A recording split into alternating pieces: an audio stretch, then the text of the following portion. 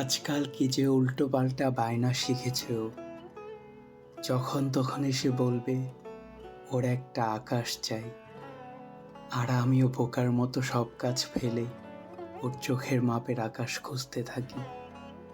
শুধু কি তাই, তাতেও আবার ওর আপত্তি। এটাতে বলে মেঘ ভর্তি, তো ওটাতে একঘেয়ে আলো। গোধূলি আকাশ দেখলেই ও আবার লজ্জায় মরে যায়। আমার হয়েছে জ্বালা, মেঘ থাকবে না, রোদ থাকবে না, এমন একটা আকাশ আমি কোত্থেকে খুঁজে আনবো? গোলাপ হবে অথচ কাটা হবে না, রংটাও আবার লাল, এমন আবার হয় নাকি?